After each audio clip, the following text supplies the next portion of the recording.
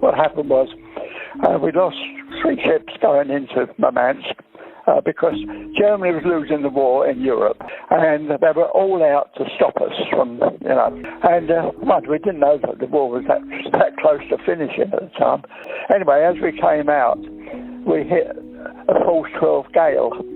Now, you can imagine an escort carrier was a very large ship, and we had our sister ship with us, the Tirana, who was one of the 3 British escort carriers that were built in England or Britain. And then also, as we hit this storm, it gradually increased to a force 15, which is a very, very high wind, seas about 70 or 80 foot high with the waves. And we were running before it for 3 days. Well, running before it, we were approaching the Norwegian coast, which was German held, you see. And the captain reported at 1600 hours the ship would turn about, in other words, a complete turn round. Instead of going with the wind, we were going into the wind to get back to their own side of the water. And everything had to be triple lashed down, everything movable. I was a crafty one, and I thought I'll get my hammock, with a few mates, and climb in it with my life belt round me and hope for the best.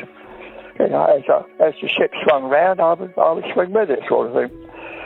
But as we turned, the embarkation space where the gangway was fitted, with 3 parts up the ship's side, was quite high, just underneath the flight deck. And as we rolled with about a 60-foot wave, after the wave comes the trough, you see. So we slid down into the trough sideways, and this massive great wave hit us and burst the embarkation doors wide open, and hundreds of tons of freezing cold Arctic water poured straight through down onto my mess deck, which was midships, and swirling about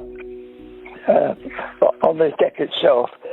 Everything broke adrift, all sauce bottles and cups and saucers and tins and cans and everything else was swirling about in the water, you see. I was in the hammock, swinging round, and I noticed one of the shipmates had got hit by a locker and was floating in the water, unconscious.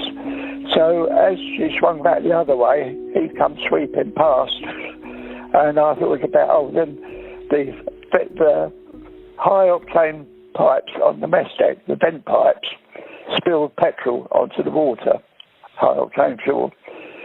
And then one of the fans caught fire and set fire to the petrol.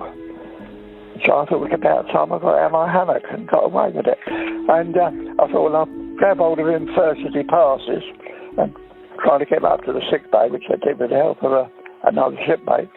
And that was it.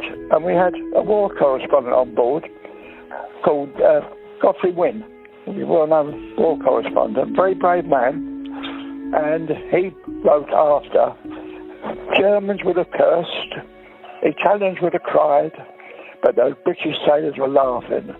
Well, I don't know where he was, but he wasn't on my mess deck, that's guaranteed.